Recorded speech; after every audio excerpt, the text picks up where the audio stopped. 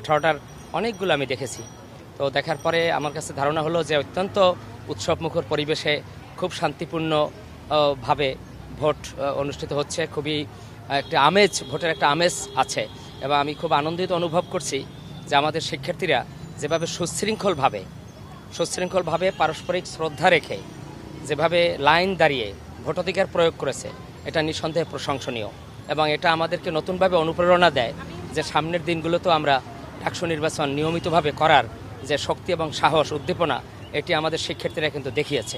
তো ফলে আমি আন্তরিকভাবে ধন্যবাদ দিই আমাদের ছেলেদের এবং মেয়েদের, যারা অত্যন্ত সুশৃঙ্খলভাবে, শান্তিপূর্ণভাবে, উৎসবমুখর পরিবেশে অংশগ্রহণমূলক একটি নীতিতে, গণতান্ত্রিক রীতিনীতির প্রতি শ্রদ্ধাশীল থেকে যেভাবে ভোটাধিকার প্রয়োগ করেছে, সেটি নিঃসন্দেহে প্রশংসনীয়। একটি ঘটনা কুয়েত মৈত্রী হলের, এটি খুবই অনাকাঙ্ক্ষিত কুয়েত মৈত্রী হলের এটা খুবই অনবপরিত একটি ঘটনা। আমি যেই মুহূর্তে শুনেছি তাৎক্ষণিক কঠিন ব্যবস্থা গ্রহণ করেছি। প্রবোসকে ওখান থেকে সরিয়ে দেওয়া হয়েছে, নতুন প্রবোস নিয়োগ দেওয়া হয়েছে এবং সকল নিয়ম নীতি অনুসরণ করে ভোট প্রক্রিয়া সেটা চালু করা হয়েছে। তদন্ত কমিটি করে দেওয়া হয়েছে, কেননা এই ধরনের নীতি বহির্ভূত দুর্নীতির এই ধরনের কোনো অপকর্মের সাথে যারা জড়িত থাকে, এই তদন্ত কমিটির রিপোর্ট পাওয়ার পর তাদের বিরুদ্ধে দৃষ্টান্তমূলক ব্যবস্থা গ্রহণ করা হবে। কেননা ঢাকা বিশ্ববিদ্যালয়ের মর্যাদা এবং নৈতিক মান, এই দুটোর সাথে আমরা কোনোদিন কখনো আপোষ করি না। আশা করি এই ধারাটাই।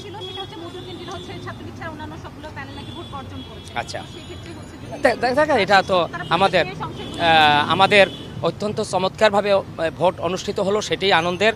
এখনও চলছে, বাদবাকি সময়টাও আশা করি আমাদের বিশ্ববিদ্যালয়ের শিক্ষার্থীরা যেভাবে গণতান্ত্রিক মূল্যবোধ দেখিয়েছে, সহাবস্থানের দৃষ্টান্ত দেখিয়েছে, শান্তিপূর্ণ অবস্থান যেটা দেখিয়েছে, সেটি আমি গভীরভাবে সম্মান করি, ভূয়সী প্রশংসা করি এবং আশা করি এই গণতান্ত্রিক রীতিটি সেটি অব্যাহত থাকবে এবং এটি আমাদের সকলের প্রত্যাশা।